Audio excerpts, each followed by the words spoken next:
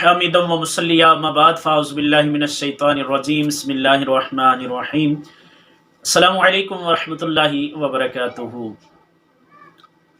روزے کی کچھ اقسام ہیں جو علماء نے بیان فرمائی ہیں، تو چلیے آج ہم بھی سنتے ہیں کہ روزے کی وہ کون سی اقسام ہیں۔ یعنی روزہ یوں کہہ لیجئے کہ 3 قسموں پر مشتمل ہوتا ہے۔ روزہ کی 3 قسمیں ہیں، تو وہ کون کون سی ہیں سنیے۔ نمبر 1 عوام کا روزہ، نمبر 2 خواص کا روزہ، اور نمبر 3 اخص الخواص کا روزہ۔ تو یہ 3 قسمیں علماء نے بیان فرمائی۔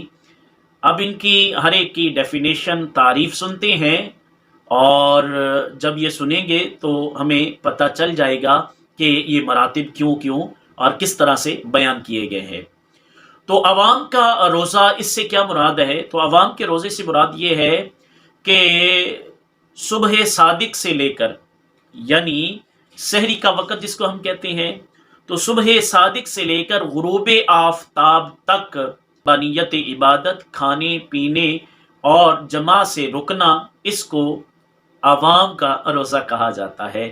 یعنی صبح صادق کے وقت، سحری کے وقت سحری کھائی، اس کے بعد سارا دن نہ کھانا ہے نہ پینا ہے، اور نہ ہی اس میں جمع وغیرہ جو بندہ مباشرت ہے، بستری ہے، وہ کر سکتا ہے۔ تو یہ عوام کے روزے کی صوفیاء نے ڈیفینیشن اور تعریف بیان کی۔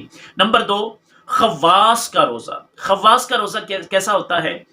تو مذکورہ روزے کے ساتھ ساتھ کان، آنکھ، زبان اور ہاتھ اور پیر اور باقی اعضاء تمام کا روزہ ہوتا ہے۔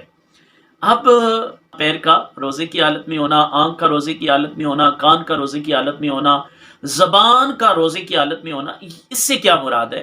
تو اس سے مراد یہ ہے، جو مختصر سی تعریف اور اس کی جو ڈیفینیشن بنتی ہے وہ یہ ہے کہ ہاتھ سے وہ کام نہ کیے جائیں جو جس پر شریعت نے ہمیں منع کیا ہے۔ یعنی ہاتھ سے برے کاموں کی طرف نہ بڑھا جائے، برے ہاتھ سے کسی ایسی چیز کو ہاتھ نہ لگایا جائے ہاتھوں سے کہ جس سے گناہ میں پڑنے کا اندیشہ ہے، اور ہاتھ سے وہ چیز نہ لی جائے جو اسلام و شریعت اور شارع علیہ السلام نے جس کو حرام قرار دیا۔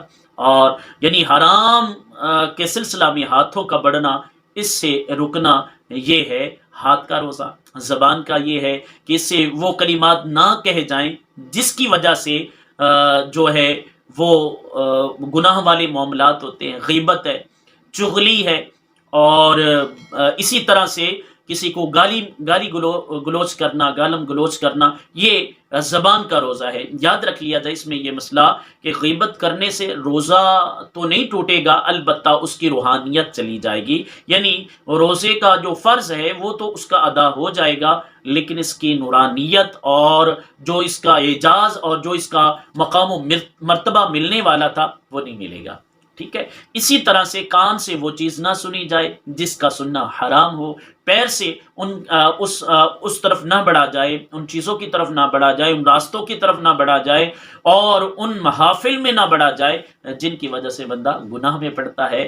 تو یہ پیر کا روزہ ہے۔ اور اسی طرح علی ھذا القیاس ہم نے پہلا یہ بیان کیا عوام کا روزہ، اور پھر خواص کا روزہ، اور اب چلتے ہیں تیسری بات، اخص الخواص کا روزہ۔ تو اخص الخواص کا روزہ کیا ہے؟ اس روزے میں دل کی بھی حفاظت ہوتی ہے۔ عوام کے روزے میں ظاہری طور پر کھانے پینے جمع سے رکنا تھا، سحری سے لے کر غروب آفتاب تک، اور خواص کے روزے میں ہاتھ، پیر، زبان، ناک، کان، آنکھ وغیرہ ان چیزوں کے کو برائی سے روکنا اور برے راستوں سے روکنا، برائی کے راستوں سے روکنا، یہ تھا۔ اور اب تیسرا درجہ جو ہے وہ دل کا ہے۔ اس میں علماء فرماتے ہیں کہ اس روزے میں دل کی بھی حفاظت ضروری ہے کہ برے خیالوں، دنیاوی تفکرات سے دل کو پاک رکھا جائے۔ اچھا، اس مرتبے والے فرماتے ہیں کہ اگر دل کو خیال آیا، دل میں یہ خیال آیا کہ میں روزہ کس چیز سے افطار کروں گا، تو اس پر بھی گناہ لکھا جائے گا۔ اللہ اکبر کبیرہ۔ تو یہ اخص الخواص لوگوں کا روزہ ہے۔ تو علماء اور صوفیاء نے، مشائخ کرام نے یہ تین جو شکیں ہیں وہ روزے کے حوالہ سے بیان کی: عوام کا روزہ، خواص کا روزہ اور اخص الخواص کا روزہ۔ امید کرتا ہوں آپ کو آج کی یہ ویڈیو اچھی لگی ہوگی۔ اپنا بہت سارا خیال رکھیے، اپنے سحر و افطار میں مجھ کو بھی اپنی دعاؤں میں یاد رکھیے، میرے لیے دعا کیجیے، میرے والدین کے لیے، میں آپ سب کے لیے دعا گو ہوں۔ اللہ تعالی ہمارے لیے اس ماہ مقدس کو، ماہ رمضان، ماہ غفران، ماہ سیام کو بخشش و مغفرت کا ذریعہ بنائے، اور اللہ تعالی اس میں اپنی خصوصی برکات کا ہم پر نزول فرمائے، آمین بجاہ النبی الکریم الامین، وآخر دعوانا ان الحمد للہ رب العالمین۔